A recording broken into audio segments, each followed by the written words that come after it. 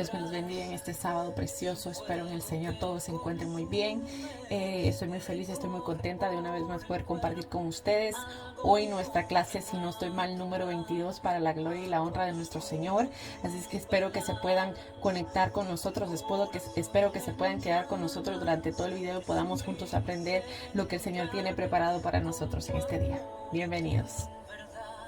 Vamos al inicio de la clase, vamos a orar para encomendar al Señor esta clase. Creo que es la número 22, aleluya. Yo no puedo creer ya que llevemos ya 22 clases, hemos abarcado aparentemente poquito, pero yo siento que también bastante, ¿verdad? Porque pues hay mucho que explicar en la Biblia, pero Dios mediante vamos a continuar hasta llegar donde el Señor nos permita. Así es que vamos a orar. Padre, te bendecimos, Señor, te adoramos, Señor, te damos gracias, Padre amado, por esta preciosa tarde, Señor, que tú hiciste para nosotros. Señor, gracias, Padre amado, porque tu misericordia, Señor, nos ha permitido estar aquí. Gracias, Señor, por la vida de mis hermanas, Señor. Gracias, Padre Santo, por todos aquellos que van a poder ver esta clase, Señor Padre. Te pido, Señor, que a todos nosotros, Señor, nos ministres, que nos ministres con tu enseñanza este día, Señor, que ministres nuestros corazones, Señor, y que nosotros podamos, Señor, algún día compartir, Señor, con alguien, Señor, el conocimiento que nos estás dando a través de estas clases, Padre Santo. Te pido, Señor, que tú obres, Señor, que sigas obrando, Señor, que nos sigas acercando a ti, Señor, que nos sigas, Señor, llevando por el buen camino, Padre Santo, para tu gloria y tu honra, Señor Dios poderoso, te lo pedimos en el nombre poderoso de Jesús. Amén. Bueno, como ya les estaba comentando hace un ratito, ¿verdad? Vamos a comenzar un nuevo libro. Este se titula el libro de Números, ¿ok? Entonces vamos a resumir en palabras, como la mayoría de veces lo he hecho, vamos a resumir en palabras el libro de Números para después estudiar los episodios más relevantes, aunque realmente todos son relevantes, pero en algunos de los primeros capítulos pues hay cosas que ya nosotros hemos tocado en otras clases anteriores, entonces vamos a ir con los capítulos, ¿verdad?, que tienen más relevancia, en este caso que no hemos tocado a fondo, ¿ok? So, el libro de Números en la Biblia continúa la historia de Israel después de su éxodo, ¿verdad?, de la esclavitud en Egipto. Entonces Dios los había llevado al monte Sinaí, ¿verdad? ¿Se acuerdan que estudiamos que ahí Dios se le apareció a Moisés, ¿verdad? Lo llamó al monte Sinaí, a la cima, ¿verdad?, del monte.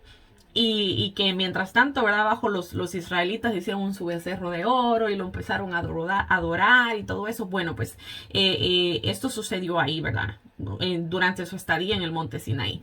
Y bueno, ahí en ese monte Dios había hecho un pacto con ellos, ¿verdad? Y a pesar de la rebelión de Israel, Dios en su gracia les proveyó también un tabernáculo, ¿verdad? Una manera en que Israel pudiera vivir cerca de su santa presencia. También tocamos el tema del tabernáculo en las clases pasadas. ¿Verdad? El tabernáculo era como una tienda, ¿verdad? Pero grande, muy grande, que Dios le mandó a Moisés a que hiciera para que la presencia, para que ellos pudieran tener, por decirlo así, un lugar donde ellos pudieran adorar a Dios, un lugar donde ellos pudieran venir y presentar sus sacrificios, ¿verdad? En este caso por los pecados, o también se presentaban sacrificios por adoración, ¿verdad? Entonces, el tabernáculo vino a ser como una manera, ¿verdad?, como les había dicho, de que Israel pudiera vivir cerca de la presencia del Señor, ¿verdad? Porque dice que la presencia del Señor descendía ahí, ¿verdad? Entonces, el libro de Números comienza cuando Israel termina su estadía de un año en el monte Sinaí. Ellos pasaron un año en ese monte, ¿verdad?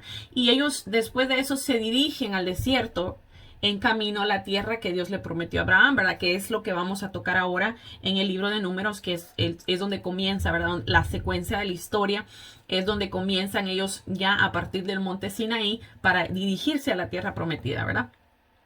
Entonces, Dios te bendiga. Entonces, la narrativa, estaba comentándoles a las muchachas que estamos empezando ahora el libro de Números, ¿verdad? Que es una secuencia, ¿verdad? De la historia del pueblo de Israel cuando después de que salen de Egipto se quedan, les comentaba yo a las muchachas, se quedan para refrescarte, ¿verdad? Lo que estábamos comenzando a hablar, se quedan por un año en el monte Sinaí, y aquí en el libro de Números continúa la historia ya cuando salen del monte de Sinaí de camino hacia la tierra prometida. Eso es lo que vamos a empezar a tocar en este día, ¿verdad? La narrativa del libro está diseñada de acuerdo a las etapas de su viaje, ¿verdad? Así que la primera sección comienza como ya les dije, como esto es una secuencia de la historia, entonces comienza en el monte Sinaí, pero luego ellos salen y viajan al desierto de Parán, y luego después de ahí a las llanuras del Moab, que estaban justo enfrente de la tierra prometida, ¿ok? Ahora, la primera parte inicia con un censo en el pueblo, ¿ok? Donde el pueblo es contado y de ahí viene el nombre del libro, ¿verdad? El libro de los números. Y luego hay leyes sobre cómo las tribus de Israel debían ser acomodadas en el campamento. ¿Ok? Dios les ordenó que el tabernáculo debería ir en el centro, y luego alrededor de él los sacerdotes y los levitas, y alrededor de ellos las 12 tribus cuidadosamente ordenadas, con Judá a la cabeza. ¿Se acuerdan de las 12 tribus, verdad? Eran los 12 hijos de Jacob. A Jacob Dios le cambió el nombre a Israel, ¿ok? Estas son las 12 tribus, y Judá, que era el cuarto hijo, ¿verdad? Estaba a la cabeza. Ahora, como les decía, ¿verdad? Todo esto es un símbolo elaborado sobre cómo la presencia santa de Dios estaba en el centro de la existencia de ellos como pueblo. Entonces, esto seguido, ¿verdad? También con una serie de leyes, como les decía, que comunicaban las leyes de pureza del libro de Levítico, ¿verdad? Entonces, por eso les decía yo que íbamos a saltar un poquito en algunos capítulos, porque nosotros ya vimos, ya tocamos ese tema de esas leyes. Entonces, vamos a saltar a algunos capítulos ya más importantes que aún no hemos tocado a fondo, ¿verdad? Entonces, así que la presencia de Dios iba a estar en medio de ellos, y debía hacerse todo el esfuerzo, ¿verdad? Para que el campamento fuera un lugar puro, un lugar que reciba la santidad de Dios, ¿ok? En el capítulo 10, la presencia de Dios se levanta del tabernáculo y guía a Israel lejos del Sinaí hacia el desierto. E inmediatamente las cosas, vamos a verlo, comienzan a marchar terriblemente mal, ¿verdad? Porque en el capítulo 11 el pueblo empieza a quejarse de hambre, que tienen sed, empiezan a decir que quieren regresar a Egipto, y luego en el capítulo 12 también incluso el hermano y la hermana de Moisés empiezan a oponerse y a hablar mal de Moisés delante de todo el pueblo, ¿verdad? Entonces esto causó que Dios los castigara a ellos, y María, o Miriam, como a veces se le dice a la hermana de Moisés, se llenó de lepra, dice la Biblia, ¿verdad? Pero vamos a tocar eso después. Entonces, la siguiente sección, estoy dándoles un resumen del libro, de lo que vamos a ver durante las clases que vamos a tener acerca del libro del número, ¿verdad? La siguiente sección comienza cuando los israelitas finalmente llegan al desierto de Parán, más o menos a la mitad de camino de la tierra prometida, ¿verdad? Y Dios les dice a Moisés que envíe a 12 espías, uno por cada tribu, para que puedan reconocer la tierra prometida, ¿ok? Entonces, cuando decimos espías, yo creo que todos nos imaginamos como gente que va infiltrada, escondida, ¿verdad? Pero en este caso eran exploradores, ¿ok? No iban escondidos, no iban infiltrados, sino que eran exploradores que Moisés había mandado, a que reconocieran la tierra, ¿verdad? Entonces, cuando estos exploradores regresan, 10 de estos exploradores dicen que no hay posibilidad de que Israel pueda sobrevivir ahí, porque los cananeos los van a destruir. Pero hay 2 espías, ¿verdad? Caleb y Josué. Josué es el que sería después sucesor de Moisés. Ellos dicen que Dios puede darle la victoria, ¿verdad? Pero los otros 10 espías que dieron el informe negativo provocaron al pueblo a una ola de miedo colectivo, y empiezan a planear un motín para nombrar un nuevo líder y regresar a Egipto. argumentando que Moisés los va a conducir, ¿verdad?, a la muerte si iban a conquistar la tierra. Tan chulo. Entonces, así que Dios está, ¿verdad?, sumamente enojado porque los israelitas, su pueblo, no confían en él, ¿verdad? En lo que él les había prometido, ¿verdad? Porque Dios les había prometido de que les iba a dar esa tierra por heredad, ¿verdad? Pero obviamente la tenían que conquistar. Pero prácticamente, si nosotros nos vamos a ver las batallas que Israel libró y que obtuvo la victoria, Dios fue el que les dio la victoria. Prácticamente ellos casi no tuvieron que hacer nada. Incluso en un episodio, lo vamos a ver mucho después, bueno, no tanto después, pero lo vamos a tocar, donde dice que piedras empezaron a caer del cielo, empezaron a matar al ejército enemigo. Entonces, realmente era Dios el que les daba a ellos la victoria, ¿verdad? Ellos solo tenían que accionar. Entonces, así que después de esto, ¿verdad? Después de que los israelitas quieren nombrar a otro líder, Dios se enojó mucho con ellos, ¿verdad? Y los iba a destruir, pero Moisés intercedió a favor de su pueblo. Él le pide a Dios que sea fiel a las promesas que le hizo a Abraham, de que a ese pueblo le iba a dar la tierra prometida, ¿verdad? Así que Dios lo hace, pero no a expensas de su justicia, sino que le da a estos israelitas lo que ellos deseaban, ¿verdad? Que era no entrar a la tierra prometida. Y Dios se sentencia, ¿verdad?, esta generación a vagar en el desierto durante 40 años hasta que mueran, porque ellos no querían entrar a la tierra prometida, ¿verdad? Solo sus hijos entrarían a esta tierra prometida. Ahora, cualquiera pensaría que esta severa, esta consecuencia, ¿verdad?, pues los haría vamos a decirlo así, podríamos nosotros pensar que esta severa amonestación de Dios, ¿verdad?, los iba a hacer reaccionar a ellos y despertar y arrepentirse, pero las cosas fueron de mal en peor, ¿verdad? Entonces, la siguiente historia aparece todo un grupo de levitas que empezaron una rebelión. ¿Se acuerdan que los levitas eran los descendientes de la tribu de Leví, otro de los hijos de Jacob, de Israel, que Dios los había nombrado para que sirvieran en el templo, ¿verdad? Y de ahí también salieron los sacerdotes, ¿verdad?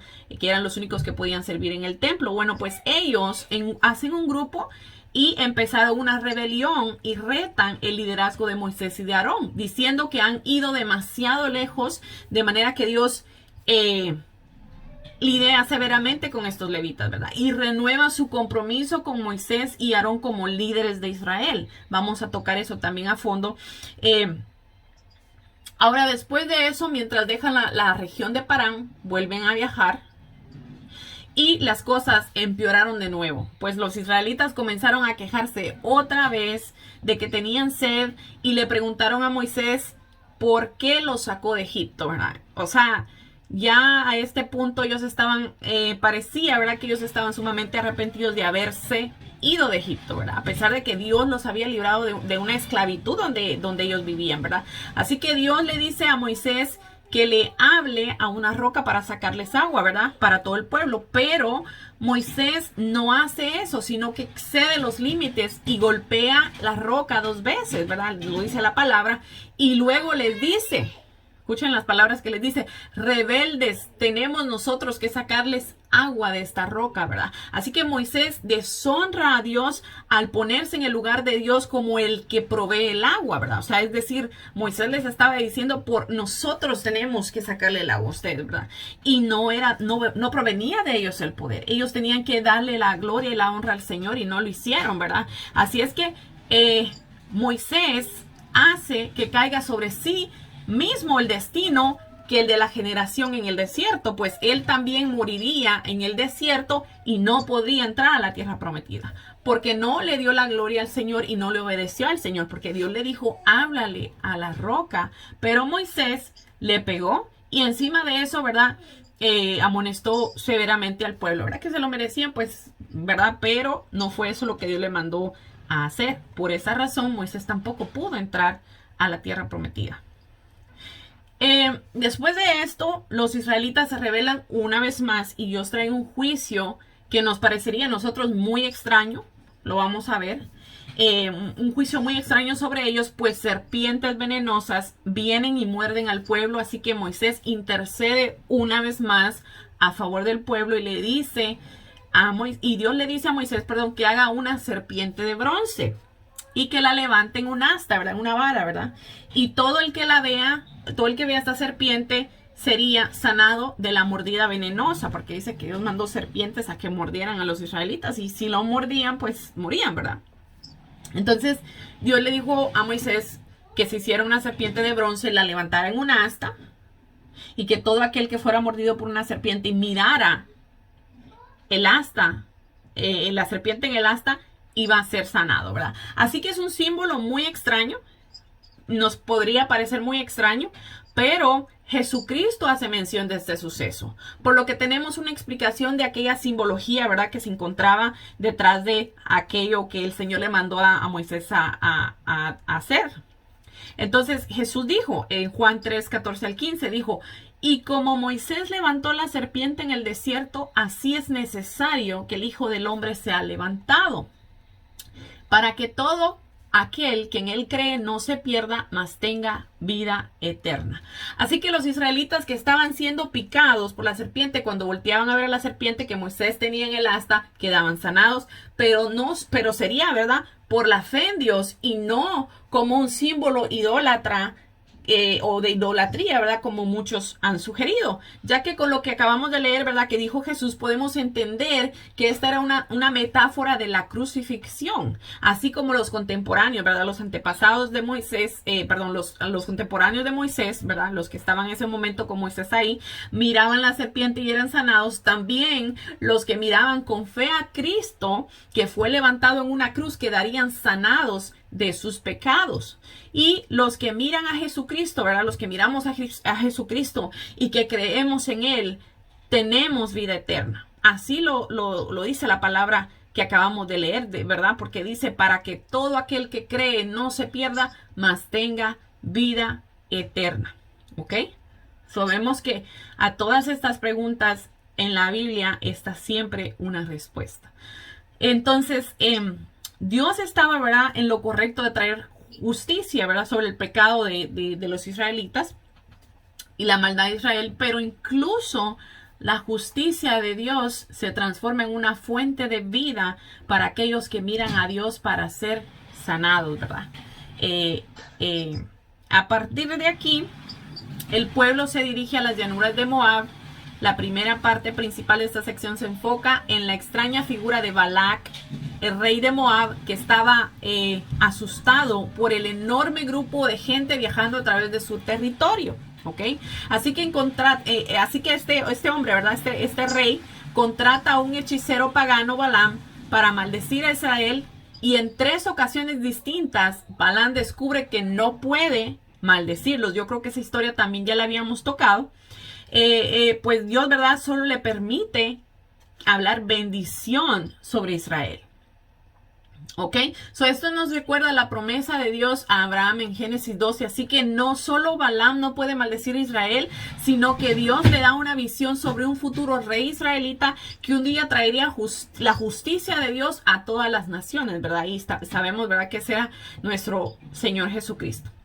Entonces, vale la pena, ¿verdad?, reflexionar sobre el flujo del libro, de las historias de rebelión en el desierto, de cómo se amontona una sobre otra, poniendo cada vez peor y peor, ¿verdad? Y aunque Dios trae actos parciales, ¿verdad?, de juicio sobre Israel, también continúa mostrándoles su misericordia y proveyéndoles comida y agua en el camino, ¿verdad? También la historia de Balaam, que la vamos a ver, muestra la gracia de Dios de manera resplandeciente, porque ahí estaba Israel, ¿verdad?, en el campamento, murmurando, rebelándose contra Dios, pero en lo alto de las montañas, sin que ellos lo supieran, ¿verdad?, Dios los estaba protegiendo y los estaba bendiciendo de esto que les querían hacer, ¿verdad? Y es este contraste, ¿verdad?, entre la rebelión de Israel en el desierto y la fidelidad de Dios lo que hizo estas historias tan importantes para las postreras generaciones de Israel, ¿verdad? Y estas historias, ¿verdad?, que sucedieron ahí son recontadas una y otra vez por los profetas y los poetas bíblicos, incluso por los apóstoles en el Nuevo Testamento. Amén.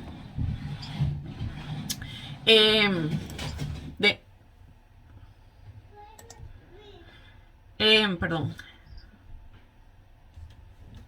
También podemos ver, ¿verdad?, que estas historias nos sirven a nosotros como advertencia, ¿verdad?, que Dios permanecerá siempre fiel a sus promesas, ¿verdad?, del pacto. Él también, por la desobediencia también del pueblo, permitirá también que ellos sean parte también de la rebelión, ¿verdad? Y que enfrenten las consecuencias, ¿verdad? Así es que nosotros, dice la palabra, que todo esto fue escrito para que nosotros pudiéramos aprender de estas historias, ¿verdad? Y no cometer los mismos errores, ¿verdad? Entonces, el resto del libro se enfoca en los hijos de la generación que pereció en el desierto. Y ellos pues ya empiezan a prepararse, ¿verdad?, para heredar, la tierra prometida. Así es que eso yo creo que va a ser lo último que vamos a ver del libro. Y como les decía, ¿verdad?, lo que les acabo de explicar, de decir, es un resumen de todo lo que vamos a poder abarcar en el libro de los números. ¿Ok? So vamos a empezar el libro de números, vamos a empezar a leerlo en el capítulo 10. Porque, como les había dicho, los demás capítulos pues nos dan una serie de leyes y recordatorios que ya nosotros habíamos estudiado en el libro de Levítico, que fue el último libro que leímos antes de este, ¿verdad? Entonces vamos a leer en Números 10, Números capítulo 10. Vamos a leer el versículo del 11 al 14 y también vamos a leer del 33 al 36. Y el título que nosotros encontramos ahí en el versículo 11 dice: los israelitas salen del Sinaí, ¿verdad? Dice que en el año segundo, en el mes segundo, a los 20 días del mes, la nube se alzó del tabernáculo del testimonio y partieron los hijos de Israel del desierto de Sinaí según el orden de marcha, y se detuvo la nube en el desierto de Parán. Partieron la primera vez al mandato de Jehová por medio de Moisés. La bandera del campamento de los hijos de Judá comenzó a marchar primero por sus ejércitos, y Naasón, hijo de Aminabad, estaba sobre su cuerpo de ejército. Dice que cada tribu, ¿verdad? Para resumir esto, porque nos sigue diciendo, ¿verdad?, uno por uno las tribus que iban saliendo detrás de la otra. Dice que cada tribu salió en orden marchando, comenzando con la tribu de Judá.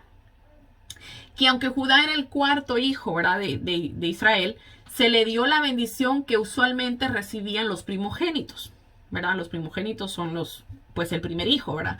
Entonces, esto fue debido a que su hermano Rubén, quien era el primogénito, pecó acostándose con su madrastra, ¿verdad? Por lo que quedó destituido de su derecho de primogenitura, ¿ok? Entonces, el derecho era para el segundo en línea o para el tercero, ¿verdad? Pero estos, ¿verdad?, llamados uno Simeón y el otro Leví, pecaron también, tomando venganza con sus propias manos en contra de los violadores de su hermana Dina.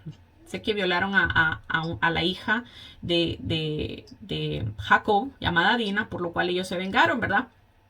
A lo cual su padre Jacob ya había llegado a un acuerdo con esta gente, ¿verdad?, que lo había violado, en este caso con la tribu, ¿verdad?, no eran de sus hijos ni nada, no eran parientes, creo yo, pero ya él había llegado a un acuerdo con ellos, ¿verdad?, de cómo iban a resolver el problema, pero al Simeón y Leví tomar la venganza en sus manos, hicieron quedar mal a su padre, ¿verdad?, por lo cual también quedaron descalificados para la primogenitura. Así que Judá, que era el cuarto hijo, fue bendecido como si fuera el primogénito.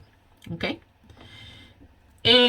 Así partieron, dice el versículo 33, así partieron del monte de Jehová, camino de 3 días, y el arca del pacto de Jehová fue delante de ellos camino de 3 días, buscándoles lugar de descanso. Y la nube de Jehová iba sobre ellos de día desde que salieron del campamento. Cuando el arca se movía, Moisés decía: levántate, oh Jehová, y sean dispersados tus enemigos, y huyan de tu presencia los que te aborrecen. Y cuando ella se detenía, decía: vuelve, oh Jehová, a los millares de Israel. Vemos que después del vemos que después de 11 meses, ¿verdad? De estar en el desierto de Sinaí, casi un año, ¿verdad? El Señor los comienza a dirigir a su pueblo a su verdadero destino, ¿verdad? Que era la tierra prometida. Entonces, durante el trayecto de la nube, ¿verdad? Que simbolizaba la presencia y el liderazgo de Dios que iba delante del pueblo en cierta distancia, aunque también los cubría para protegerlos, ¿verdad? De día dice que era una nube, mientras que en la noche se miraba como una columna de fuego. Imagínense aquel esplendor, ¿verdad? También el arca del pacto de Jehová, símbolo del trono de Dios, en la relación rey-siervo, ¿verdad? Que tenía Dios con Israel, esta era la que encabezaba la marcha del pueblo, ¿verdad? Sabemos que a donde la nube se movía, el pueblo tenía que levantar el campamento y moverse. Si la nube se quedaba en un lugar, ellos tenían que poner todo en orden, ¿verdad? Volver a armar el campamento y quedarse ahí, ¿verdad? Entonces vemos que Dios los dirigió durante todo el trayecto, ¿ok? Vamos a ir ahora a Números 13, vamos a leer el capítulo 13, vamos a considerar el versículo 1 al 16, y el título dice, Misión de los 12 espías. Dice, y Jehová habló a Moisés diciendo, envía tus hombres que reconozcan la tierra de Canaán, la cual yo doy a los hijos de Israel, que cada tribu de sus padres enviaréis un varón, cada uno príncipe entre ellos. Y Moisés los envió desde el desierto de Parán conforme a la palabra de Jehová, y todos aquellos varones eran príncipes de los hijos de Israel. Y ahí nos da la lista, ¿verdad? De todos ellos, de todos los 12 espías, ¿verdad? Que mandó Moisés, ¿verdad? A reconocer la tierra. Y también aquí nos da una información. Dice que había un muchacho que se llamaba Oseas, ¿ok? Pero que Moisés le cambió el nombre a Josué, ¿ok? ¿Por qué les menciono esto? Porque es un hombre importante que vamos a ver dentro del libro de Números, y que también el siguiente libro que vamos a ver, déjenme ver, bueno, no el siguiente, pero sí vamos a ver un libro después de ese que estamos leyendo. Está el libro de Deuteronomio y después viene el libro de Josué, ¿ok? Este nombre nosotros tenemos que considerarlo, ¿verdad? Porque vamos a estudiarlo también. Pero dice que Josué se llamaba Oseas y que Moisés le cambió el nombre a Josué, ¿ok? Moisés le indicó, ¿verdad? Que subieran a explorar la tierra, si era fértil o no, si era una ciudad fortificada o si habitaban en tiendas. Cuando dice ciudad fortificada es que era usualmente una ciudad elaborada, ¿verdad? Que tenía muros y que adentro, que la protegían alrededor, ¿verdad? Y que adentro estaba la ciudad. O si era una ciudad que estaban en tiendas, ¿verdad? Que no tenían muros ni nada, ¿verdad? Entonces, también, ¿verdad? Que si había mucha gente o no, que si habían árboles o que si era la tierra asolada. También les encargó que trajesen del fruto de aquella tierra, ¿verdad? Para ver, ¿verdad? Qué era lo que había. Y estos hombres así lo hicieron, ¿verdad? Dice que trajeron un racimo de uvas, el cual era pero tan grande, dice, que lo tenían que cargar entre 2 hombres. Imagínense la grandeza de aquel fruto. Entonces, cuando regresaron del viaje de 40 días, le dijeron a Moisés, nosotros llegamos a la tierra a la cual nos enviaste, la que ciertamente fluye leche y miel, y este es el fruto de ella. El informe de los espías comenzó por la parte positiva, ¿verdad? Con una demostración de la fertilidad de la tierra prometida. Leche y miel se convirtió en la expresión clásica, ¿verdad? Para definir la abundancia de la flora y la fauna en la tierra de Canaán. Ok, imagínense un racimote de uvas que lo tenían que cargar entre 2 personas. Yo creo que eso nosotros nunca hemos visto nada así, ¿verdad? Dice el verso 28, mas el pueblo que habita aquella tierra es fuerte. Vean que el informe de los exploradores, ¿verdad? Comenzó más o menos, ¿verdad? Bien, de una forma positiva, porque dice que llegaron a la tierra, ¿verdad? Que fluye leche y miel y trajeron el fruto, ¿verdad? Pero después le dicen, dice, mas el pueblo que habita aquella tierra es fuerte y las ciudades muy grandes y fortificadas. Y también vimos ahí a los hijos de Anac. Amalek habita en el Nahuel y el Eteo, el Jebuseo, el Amorreo habitan en el monte y el Cananeo habita junto al mar y a la ribera del Jordán. El informe cambia, ¿verdad? Rápidamente de una evaluación negativa, perdón, a una negación, a una evaluación negativa, perdón, de la posibilidad de conquistar las ciudades, ¿verdad? Que estaban fortificadas, ¿verdad? Y sus numerosos habitantes, ¿verdad? Entre los cuales, según ellos, habían gigantes, ¿ok? El problema fue que el pueblo se centró en su propia fuerza y no en el poder de Dios. El poder de Israel, ¿verdad? Nunca estuvo en sus ejércitos, ni en los millares que ellos tenían en su ejército, sino que provenía del poder de Dios. Dice el verso 30. Entonces Caleb hizo callar al pueblo delante de Moisés y dijo, subamos luego y tomemos posesión de ella, porque más podremos nosotros que ellos. Caleb era uno de los 12 espías, ¿verdad? Pero él, en cambio, ¿verdad?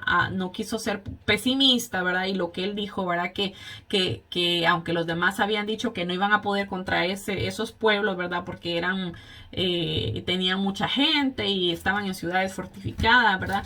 Pero Caleb y Josué, ellos sí le creyeron a Dios, por decirlo de una manera, porque Dios les había prometido esa tierra. Entonces Caleb dice que hizo callar al pueblo delante de Moisés y les dijo, subamos luego y tomemos posesión de ella, porque más poderosos somos nosotros que ellos. Imagínense. Entonces Caleb fue el primero en oponerse en las objeciones de la mayoría, ¿verdad? De los espías, lo que le galardonó para entrar a la tierra prometida, ya que la mayoría no entraría por su desobediencia, ¿verdad? Un dato curioso también acerca de Caleb. Yo creo que ya hemos oído ese nombre muchas veces, pero Caleb, el nombre de Caleb significa perro, ¿ok? Solo para darles ese dato, dice el verso 31. Mas los varones que subieron con él dijeron, no podremos subir contra aquel pueblo, porque es más fuerte que nosotros. Y hablaron mal entre los hijos de Israel de la tierra que habían reconocido, diciendo, la tierra por donde pasamos para reconocerla es tierra que traga a sus moradores. Imagínense para decir eso, ¿verdad? O sea, no, a pesar de que vieron el fruto, a pesar de que Dios les había prometido, ¿verdad? Ellos empezaron a decirle a todo el pueblo que no, ellos no iban a poder conquistar aquella tierra. Incluso les dijeron, ¿verdad? Que aquella tierra traga a sus moradores, dice. Y todo el pueblo que vimos en medio de ella son hombres de grande estatura. Podemos ver también, ¿verdad? Que la pasada fidelidad de Dios hacia ellos no los llevó a tener una relación de lealtad con él, ¿verdad? Ya habían visto milagros, Dios los había sacado de la esclavitud, había derrotado a sus enemigos, estaban viendo aquellos grandes milagros, estaban viendo cómo Dios se les aparecía, ¿verdad? En forma de nube, aquella columna de fuego que los seguía, ¿verdad? Y sin embargo, ninguna de esas cosas hicieron que ellos pudieran tener una relación de lealtad con Dios. Entonces, algo muy triste, ¿verdad? Porque viendo todo aquello, ¿verdad? Uno se pone a pensar cómo es que ellos no sentían temor de Dios. Cómo es que ellos no tenían ningún tipo de agradecimiento con Dios. Dice el verso 33. También vimos ahí gigantes, hijos de Anac, raza de los gigantes, y éramos nosotros a nuestro parecer como langostas, y así les parecíamos a ellos. Con esta afirmación el pueblo se negó a entrar a la tierra prometida, creyendo al informe de la mayoría de los exploradores, ¿verdad? Ya que 10 de los 12, como les había dicho, dijeron que los habitantes de la tierra y sus ciudades fortificadas eran demasiado fuertes para conquistarlos. Entonces, rehusar la tierra era rechazar a Dios y a sus bendiciones, ¿verdad? Entonces, seguimos con la misma historia, porque continúa la historia. Vamos a leer el capítulo 14 de Números, vamos a leer unas porciones. Y dice, los israelitas se rebelan contra Jehová. Ya aquí nos está hablando, nos sigue hablando, ¿verdad?, sobre esa rebelión que hubo. Dice, entonces toda la congregación gritó y dio voces, y el pueblo lloró aquella noche. Y se quejaron contra Moisés y contra Aarón todos los hijos de Israel, y le dijo toda la multitud, ojalá y muriéramos en la tierra de Egipto, o en este desierto, ojalá muriéramos. Wow. Y se les concedió, ¿verdad? Porque pues ahí murieron en el desierto, no pudieron entrar a la tierra porque se rehusaron. Dice, ¿y por qué nos trae Jehová esta tierra para caer a espada, y a nuestras mujeres y a nuestros niños para que sean presa? ¿No se nos sería mejor volvernos a Egipto? Ellos siguen, ¿verdad?, diciendo que quieren regresar a Egipto, ¿verdad? Extrañaban la esclavitud, y eso nos tiene a nosotros que alarmar, porque así como podemos ver en este ejemplo, ¿verdad?, ellos estaban extrañando la vida que llevaban. Entonces nosotros muchas veces no permitimos que Dios trabaje en nuestra vida, porque nosotros queremos seguir viviendo en el mismo ciclo, en la misma monotonía, ¿verdad?, que hemos vivido hasta ahora. No le queremos dar la oportunidad a Dios para que cambie y transforme nuestras vidas, ¿verdad? Y eso es algo que no está bien, ¿verdad? Mucha gente tiene miedo al cambio, mucha gente tiene miedo a lo desconocido, pero en este caso, cuando nosotros nos ponemos en las manos de Dios, Dios hace todo nuevo. Y no solo nuevo, sino que perfecto. Y no solo perfecto, sino que lo hace mejor para nosotros, ¿verdad? Y esto es algo que el pueblo de Israel no pudo ver.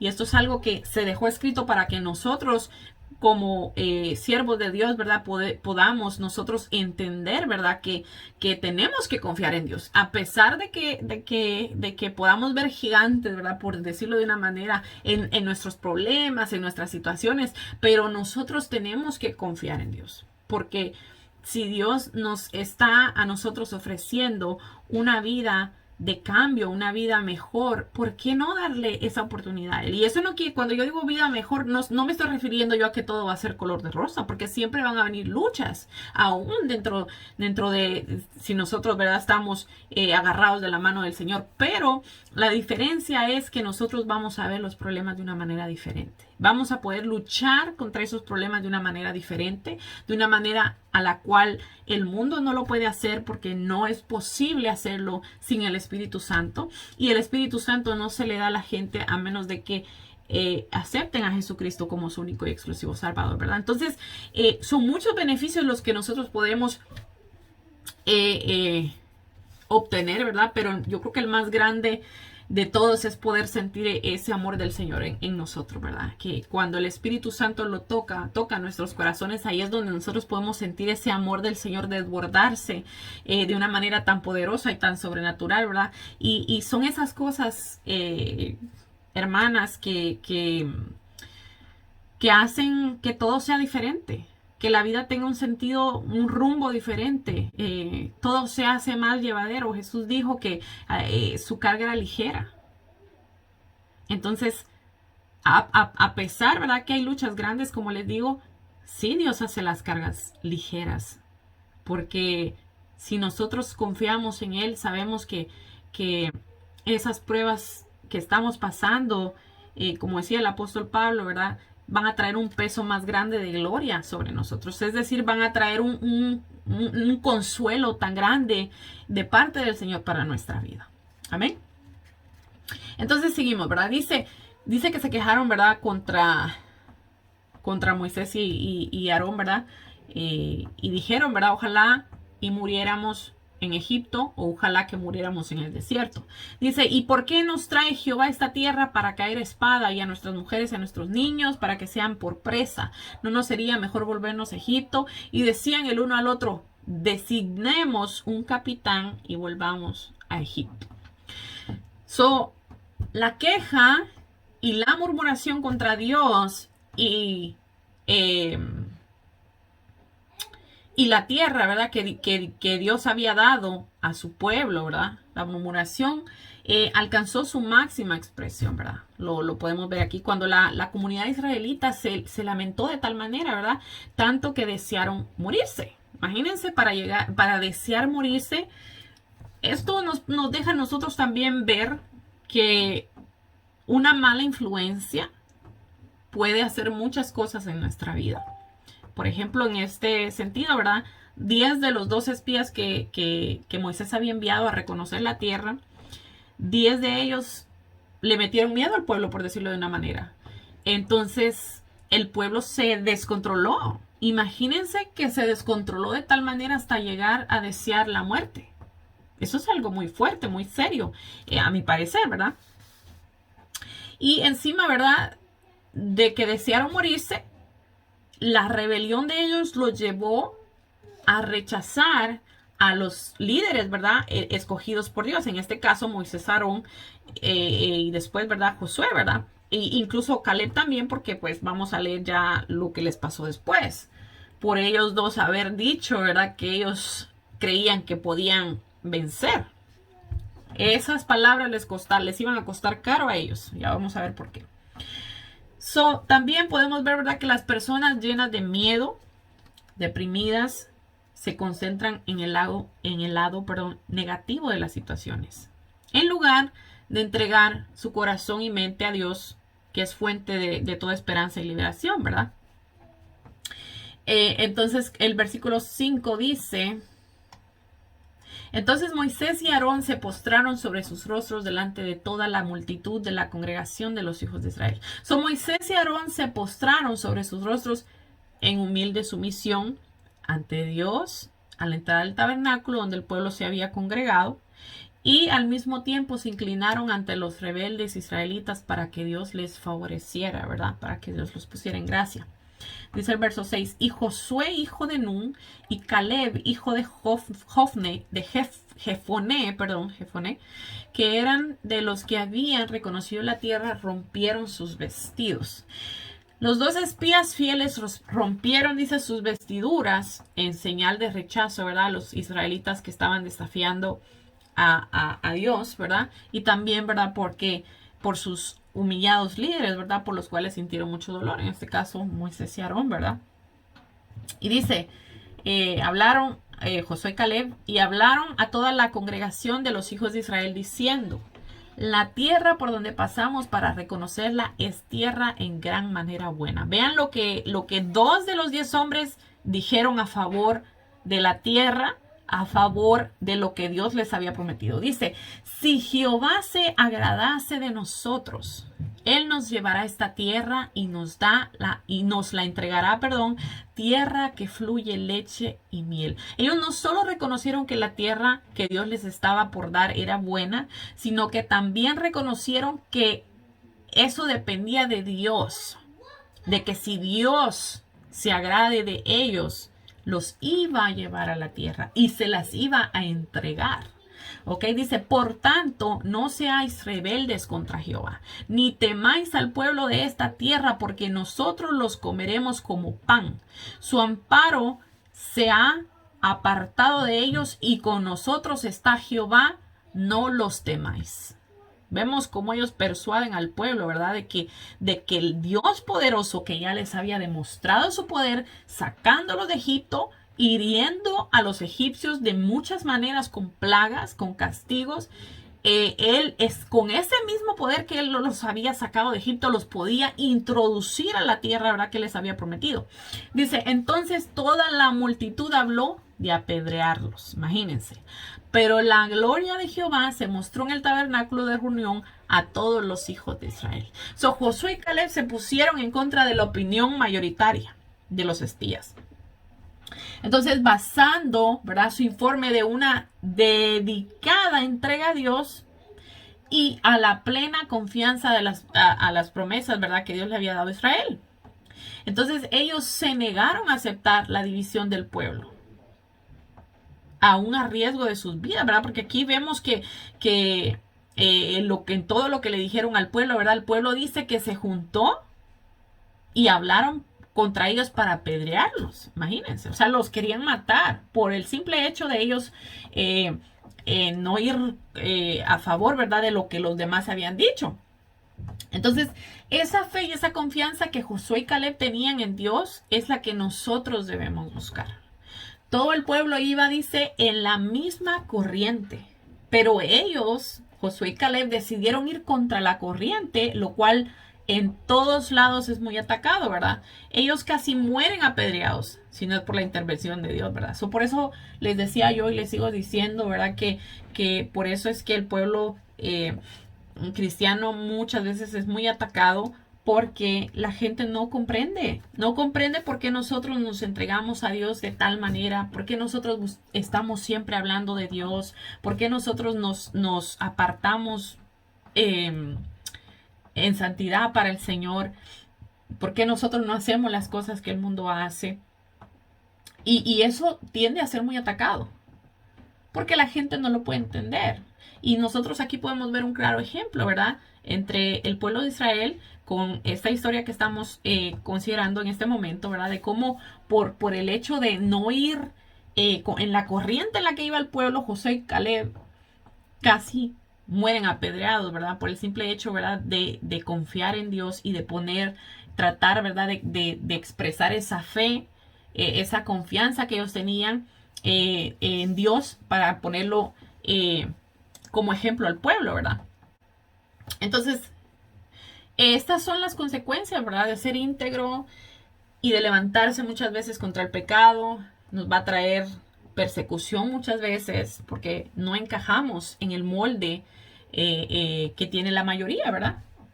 Que lamentablemente se ha torcido o están viviendo una vida no agradable, ¿verdad?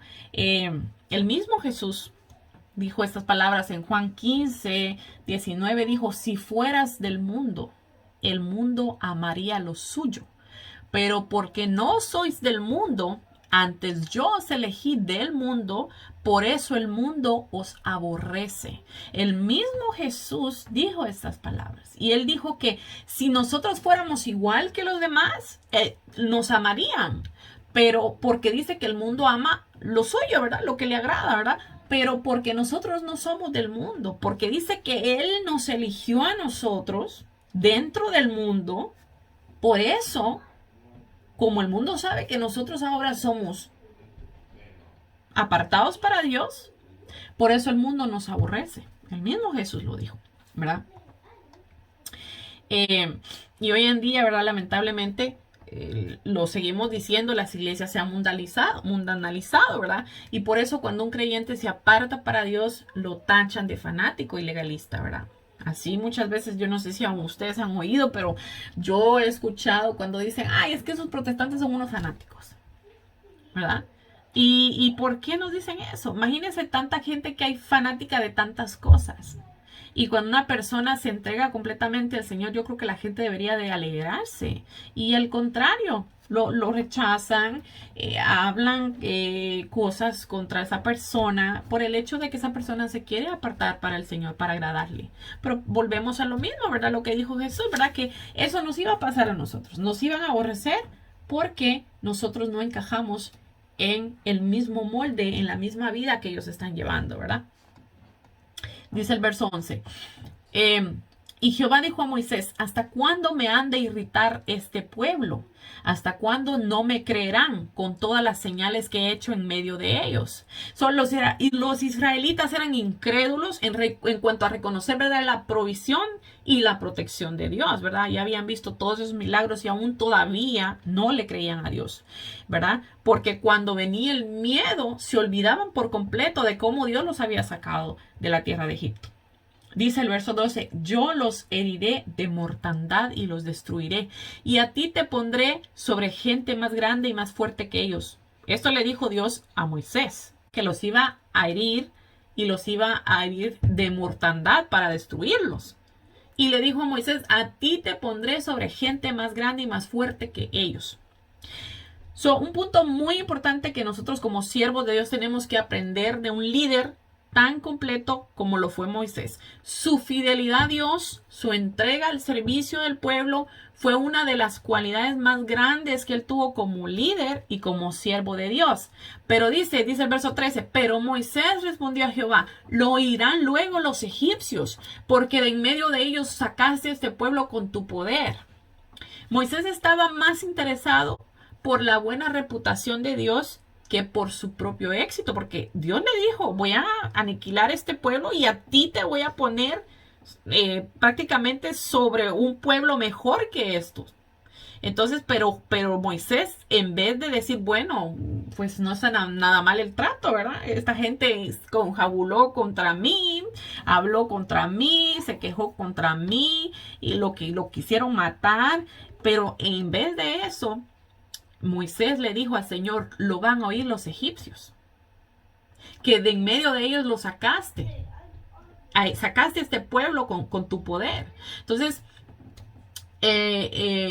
la propuesta que Dios le había dicho, como les dije, era muy tentadora. Pero Moisés no estaba interesado en su éxito, sino en el éxito de la reputación del Dios Altísimo al cual él servía. Dice, y lo oirán los habitantes de esta tierra. Moisés le estaba diciendo a Dios, los cuales han oído que tú, oh Jehová, estabas en medio de este pueblo y que cara a cara apareciste tú, oh Jehová, y que tu nube estaba sobre ellos y que de día ibas delante de ellos en columna de nube y de noche como columna de fuego, y que has hecho morir este pueblo como un solo hombre, y las gentes que hubieren oído de tu fama hablarán diciendo, por cuanto no pudo Jehová meter a este pueblo en la tierra de la cual les había jurado, los mató en el desierto. Ahora pues yo te ruego que sea magnificado el poder del Señor como lo hablaste diciendo, Jehová, tardo para la ira y grande en misericordia, que perdona la iniquidad y la rebelión, aunque de ningún modo tendrá por inocente al culpable, que visita la maldad de los padres sobre los hijos hasta los terceros y hasta los cuartos. Perdona ahora la iniquidad de este pueblo según la grandeza de tu misericordia, y como has perdonado a este pueblo desde Egipto hasta aquí. Wow. Eso podemos ver, ¿verdad? Que Moisés le estaba diciendo a Dios, ¿verdad? No mates al pueblo, porque tu reputación va a quedar mal dentro de las naciones, porque a este punto ya todas las naciones habían escuchado cómo Dios había sacado al pueblo de Israel de Egipto, ¿verdad? Con qué poder, con qué gloria Dios los había sacado. Entonces Moisés le estaba diciendo, si tú los matas ahora, la gente va a empezar a decir, ay, pues Jehová fue poderoso para sacarlos, pero Jehová no fue poderoso para meterlos a la tierra prometida que él había dicho. Entonces iba a quedar mal la reputación de Dios, ¿verdad? Ante los pueblos, ¿verdad? Entonces cuando leemos también aquí, tardo para la ira, manifiesta el carácter paciente de Dios, que estuvo dispuesto a soportar la rebelión de su pueblo, ¿verdad? En la historia de Israel a lo largo del Antiguo Testamento vemos cómo ellos se desviaron adoptando costumbres idólatras, adorar a deidades cananeas, de cometer injusticia contra su propio pueblo, ¿verdad? Los profetas enviados por Dios advirtieron al pueblo que él no soportaría esto por siempre, sino que eventualmente llegaría el castigo merecido, ¿verdad? Por su rebelión. Este castigo, ¿verdad?, se manifestó también a través de las invasiones de Asiria, Babilonia, y posteriormente fueron esparcidos en las naciones en el año 70 por los romanos, ¿verdad? Entonces, sí, Dios los llegó a castigar severamente, pero también les otorgó su misericordia, ¿verdad? Entonces, yo creo que aquí nos vamos a quedar. Vamos a volver a leer este mismo pasaje, solo que en el libro de Deuteronomios, porque nos da un poquito más de detalles. Eso ya lo habíamos tocado un poquito, pero como estas son la misma historia, pero en dos diferentes libros, vamos a tocar un poquito más en los detalles. El libro de Deuteronomio es el libro que vamos a empezar después de terminar el libro de Números, pero vamos a tocar esta historia, la misma historia, que va a añadir más detalles la semana que viene, si Dios permite. Así es que vamos a orar, vamos a entregarle esta clase al Señor, ¿verdad? Y que Él siga haciendo en nuestros corazones